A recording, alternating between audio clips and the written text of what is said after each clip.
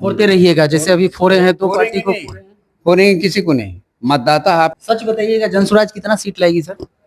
ये आकलन तो बिहार पर हम नहीं कर सकते हैं अभी, चूंकि बिहार भ्रमण नहीं किए हैं, लेकिन मगध में हम समझते हैं कि कम से कम 50% तो जरूर उनका। नमस्कार। बिहार विधानसभा चुनाव कुछ ही दिनों में होने वाले हैं और इसको लेके पार्टियां जो है तरह तरह के हथकंडे अपना रही है, वोटरों को लुभा रही है। आज प्रियंका गांधी वाड्रा आई हैं बिहार में और नीतीश कुमार के जो महिला वोटर है उसमें कितनी सेंधमारी करने में सक्षम हो पाएंगी, ये देखने वाली बात है। लेकिन फिलहाल जो खबर है जो सबसे ज्यादा बिहार में चल रहा है वो है प्रशांत किशोर के द्वारा खुलासे पे खुलासे, परत दर परत उन्होंने जो बीजेपी के नेता हैं या कह लें कि एनडीए के जो नेता हैं उनके खुलासे कर रहे हैं, जिसमें अशोक चौधरी भ्रष्टतम नेता हैं, ऐसा उनके प्रशांत किशोर के जो शागिर्द हैं उनका कहना है। किशोर कुमार मुन्ना का कल कहना था और इसी पे बात करेंगे। आज हमारे साथ जुड़ रहे इंजीनियर हेमंत कुमार हमारे साथ जुड़ रहे हैं, जो जन स्वराज पार्टी के नेशनल कोर कमेटी के मेंबर हैं। सर स्वागत है। पहले आपको भी धन्यवाद, आपको चैनल के माध्यम से जितने भी दर्शक दे रहे हैं उनको भी स्वागत, धन्यवाद। सर, जिस तरीके से प्रशांत किशोर लगातार एनडीए के नेताओं के बारे में खुलासे कर रहे हैं, चाहे दिलीप जायसवाल की बात कर लें,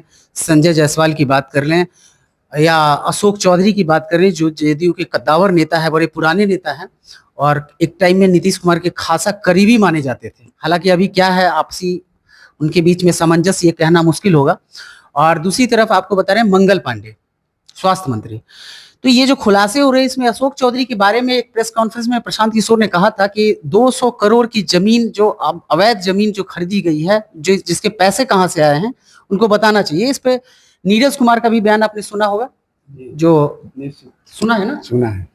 आपको क्या लगता है सर कि इस तरह के खुलासे हो रहे हैं तो ये राजनीतिक बदलाव कहा जाए या राजनीतिक में आपस में मतभेद का ये रिजल्ट? नहीं, यहाँ जो अभी बिहार सरकार में जो भ्रष्टाचार का चरम सीमा है उस पर जो जन स्वराज पार्टी के संस्थापक श्री प्रशांत किशोर जी द्वारा जो आरोप लगाया गया है अशोक चौधरी माननीय मंत्री पर या अन्य मंत्री पर, वो सही है। उनको दिखाना चाहिए। यदि आरोप आप पर लगाया है तो आप उनका डॉक्यूमेंट्स दिखा दें, सही जनता के सामने कर दें कि हमने ट्रांजेक्शन किया है, इसमें ही लिया है, इसमें कहाँ बड़ी बात है। वो बोल रहे थे कि हम इसका कोई पेपर नहीं है, अगर है तो दिखाए। तो पेपर तो कल खुलासा कर दिए। मनोज भारती सर थे, प्रदेश अध्यक्ष हैं जन स्वराज के। निश्चित रूप से कल उनको इधर से डॉक्यूमेंट्स भी दिखाया गया है।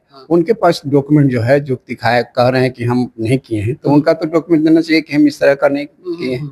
यदि आप खेत बाड़ी लिए हैं या 200 ट्रांजेक्शन आप बता दीजिए, पब्लिक को भी बता दीजिए, जनता जान जाएगी। और यदि ये हाथ डॉक्यूमेंट दिखा उसको काट दीजिए, उसका कहिए कि ये नहीं है मेरा। अशोक चौधरी ने पलटवार करते हुए जब पहला खुलासा हुआ था, कल डीड दिखाने से पहले की बात कर रहा हूँ, तो उन्होंने 100 करोड़ का मानहानि का दावा ठोक दिया। किस पे? प्रशांत किशोर पे। उससे क्या होगा? मानहानि का दावा तो कोई भी कर सकता है। हम यदि किसी को तो कर दे, उससे क्या होगा? उसका काट दिया जाएगा। हम डॉक्यूमेंट दिखा रहे हैं, मेरे पास प्रूफ है कि आप ऐसा ऐसा किए। आप डॉक्यूमेंट दिखाई कि नहीं मेरे द्वारा नहीं किया गया। कल तो एक चीज और हुआ कि वहां पे उपाध्यक्ष महोदय थे मौजूद, किशोर कुमार मुन्ना और प्रदेश अध्यक्ष मनोज भारती सर। इन दोनों ने कल अशोक चौधरी, इसके बाद उनकी पत्नी नीता और बेटी जो माननीय सांसद है समस्तीपुर से एलजेपी शांभवी चौधरी, इन लोग पे भी बड़े बड़े खुलासे कर दिए। तो निश्चित रूप से उसमें जो आएंगे तो सभी उसमें इन्वॉल्व रहेंगे। जो उनके साथ 200 करोड़ का जो हुआ है ट्रांजेक्शन, उसमें जो रहेंगे तो सब रहेंगे, चाहे तो माननीय सांसद शांभवी चौधरी हो या उनकी पत्नी कोई भी हो। अच्छा, आप लोग जब इस तरह की बात सुनते हैं या टोले मोहल्ले में लोग सुनते हैं इस तरह की बात कि अब बड़े बड़े खुलासे हो रहे हैं, आम पब्लिक में चर्चा का विषय है। चर्चा का पूरा देहात ग्रामीण क्षेत्र में हम लोग जा रहे हैं, वहाँ चर्चा का विषय है।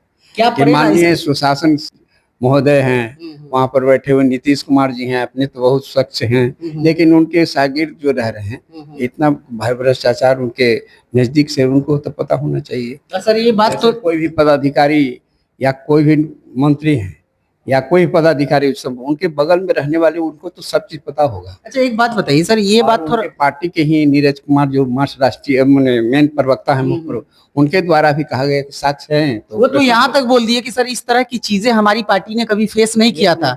सही बात है, उनके द्वारा जो कहा गया सही है। उसके बाद भारतीय जनता पार्टी के बहुत वरिष्ठ नेता, खासकर आर.के. सिंह साहब, जो यहाँ के बहुत ईमानदार पदाधिकारी भी रहे हैं। हम लोग जब पढ़ते थे ना, उस समय वो डीएम हुआ करते थे, उनका बहुत छवि ईमानदारी में था। हम लोग साइंस कॉलेज इंजीनियरिंग कॉलेज में पढ़ते थे। वो उनका तो बोले कि इस तरह की चीजों देखने के बाद अब मुझे लगता है कि मैं किसी अन्य पार्टी को ज्वाइन तो नहीं करूंगा, हो सकता है तो मैं अपना ही पार्टी बना लूं। निश्चित रूप से अब इतना वो तकलीफ में हाँ, उनका तकलीफ तो वाजिब है, वाजिब है। वाजिब है, क्योंकि अपने ईमानदार छवि के रहे हैं। अच्छा, एक बात बताइए, प्रशांत किशोर के द्वारा लगातार या आप में से बहुत सारे नेता का मैंने एक भाषा सुना है जिसमें वो कह रहे हैं कि व्यक्तिगत तौर पे नीतीश कुमार बड़े ईमानदार हैं। तो सर एक बात बताइए, ये थोड़ा विरोधाभास लगता है, ये बैलेंसिंग बात लगती है, मुझे लगती है जैसा हो सकता है कि दर्शकों को ये बात थोड़ी चुभ है कि बर्तन साफ है पानी गंदा है उसके अंदर। नहीं, निश्चित रूप से जब वो पढ़ते थे उस समय से मैं इंजीनियरिंग कॉलेज में ही पढ़ा हूँ, बीसी पटना का ही प्रोडक्ट हूँ, तो उनको ईमानदारी रहा है। लेकिन हम ईमानदार हैं, बगल में क्या कर रहा है वो तो पता होना चाहिए ना सर। आप एकदम तो होना मुखिया हैं सर, बिहार के एक मुखिया। मुखिया है तो जिस निश्चित रूप से उनके पास तो जरूर इस तरह का आता होगा कि आपके बगल में आज शागिर्द में, तो निश्चित कार्रवाई उन पर होनी चाहिए। उनको तो इस्तीफा दे देना चाहिए। और इस्तीफा नहीं, कार्रवाई जो पार्टी उनका समझे वो करना चाहिए। अच्छा, इस वोट तरह से जो होता है उन पर चीजों के बाद इसका वोट पे क्या असर पड़ेगा? जरूर निश्चित। पब्लिक में तो आम चर्चा हो गया है, जब हम ग्रामीण क्षेत्र में जा रहे हैं तो वहाँ लोगों में चर्चा का विषय है कि सुशासन की सरकार है।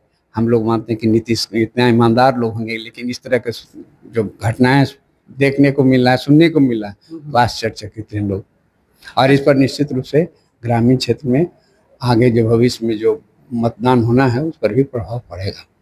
अंतिम और अहम सवाल कि आप लोग के मतलब प्रतिद्वंदी जो हैं, दो बड़े कद्दावर मतलब गुट है, एक गुट है इंडिया गठबंधन और दूसरा गुट है एनडीए गठबंधन, तो इन दोनों से कैसे आप लोग भिड़ पाएंगे?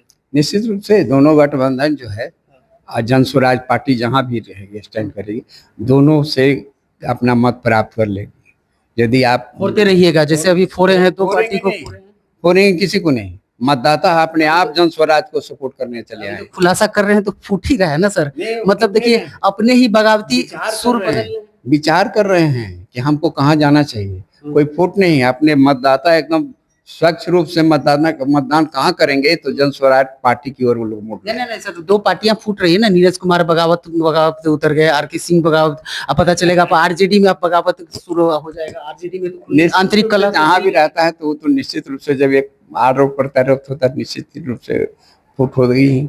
जो पार्टियां रहेंगी उसमें दो ग्रुप होगा ही। सच बताइएगा, जनसुराज कितना सीट लाएगी सर? ये आकलन तो बिहार पर हम नहीं कर सकते हैं अभी, चूंकि बिहार भ्रमण नहीं किए हैं, लेकिन मगध में हम समझते हैं कि कम से कम 50% तो जरूर उनका रहेगा वर्चस्व। आज के दिन में भी बोल रहे हैं रहेगा। ठीक है, तमाम चर्चा हमने की, थोड़ी सी चर्चा बड़ी हो सकती है, लेकिन इस पूरे वीडियो खबर के माध्यम से आप अपने विचार हमारे साथ साझा कीजिएगा, बने रहे।